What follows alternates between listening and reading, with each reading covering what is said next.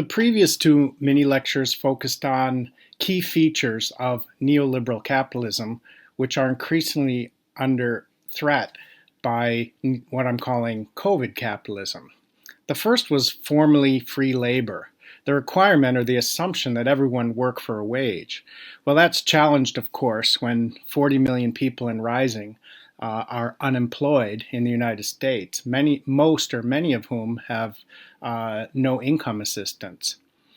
A second feature that I addressed in my last mini lecture is so-called free enterprise. Free enterprise, however, is subsidized by the modern state, where private companies and large corporations, their interests override public interest. That too is being undermined. In this lecture, I'm going to focus on the concept of the free market, probably the most recognizable feature of modern capitalism. But instead of assuming that it's based on an exchange of equals, we all recognize that to some degree it's based on unequal exchange.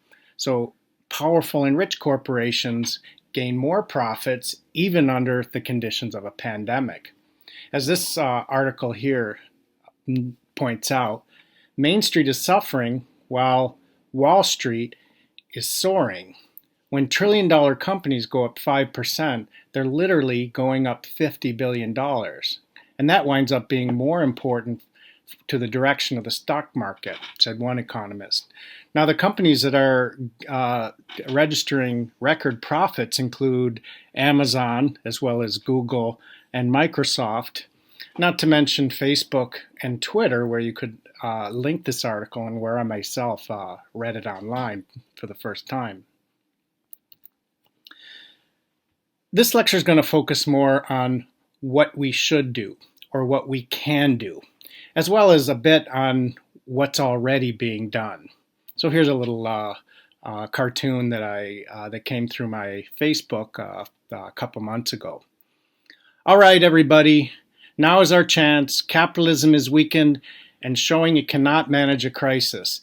The full cruelty of the class structure is being laid bare. We must seize this opportunity to overthrow the bourgeoisie once and for all and free the workers. That's obviously Marx there. Oh, good, you're here, Marx. We're just organizing mutual aid by making these meals for people in quarantine and distributing sanitation supplies to the most vulnerable. What?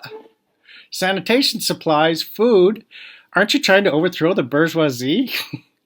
No, of course not. How many times do I have to explain this to you, Marx? We philosophers, by and large, are the bourgeoisie.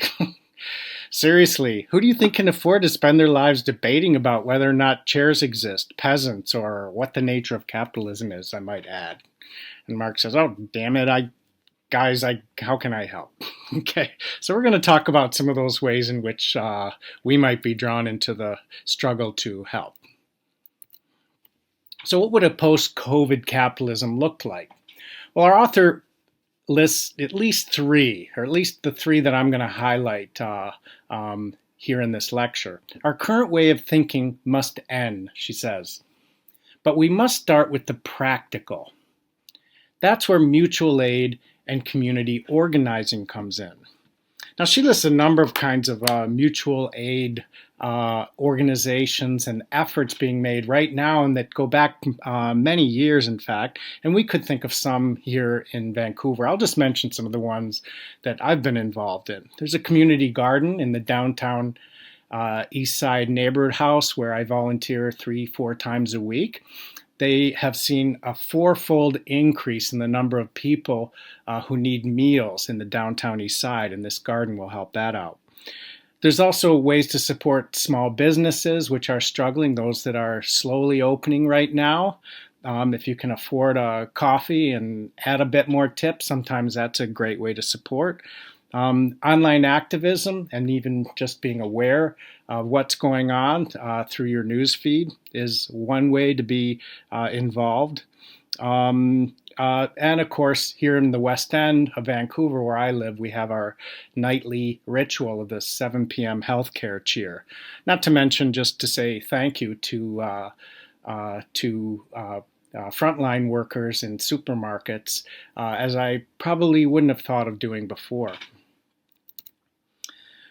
She goes on, what the coronavirus pandemic has demonstrated is that we could afford life-changing, comprehensive legislation, like, second point, Medicare for all.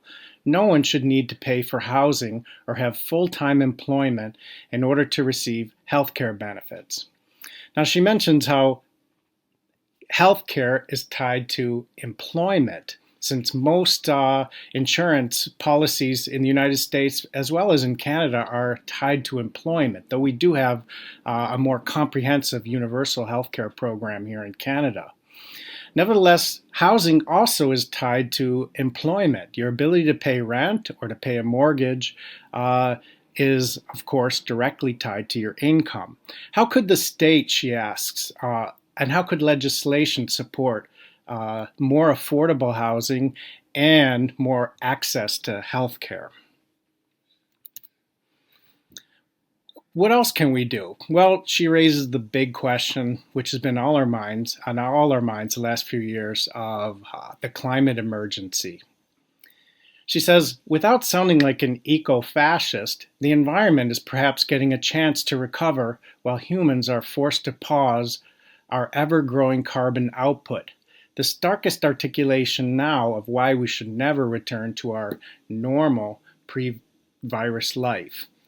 Now, she does also raise this, could call it the specter of ecofascism. So it's worth checking out what that means, because this is a temptation that many of us have when we look around and see the rapid changes happening in the world around us. She says, she gives us a link to a GQ article that talks about ecofascism, which is not the fringe hippie movement usually associated with ecoterrorism. It's a belief that the only way to deal with climate change is through eugenics and the brutal suppression of migrants. So there is a side to actually ignore some of the social and economic causes of our climate crisis and focus more on stigmatizing ethnic minorities, and even to think of a almost fascist reduction in the population. She of course wants to avoid that. She gives the examples which many of us have seen on television and probably notice wherever we're living. Photos uploaded from people in Venice show clear canal waters and even some dolphins. And Stanford University researchers reported that the halt of day-to-day business in China has dramatically reduced air pollution. Now in the West End, I can see some of that with the clear water in English Bay.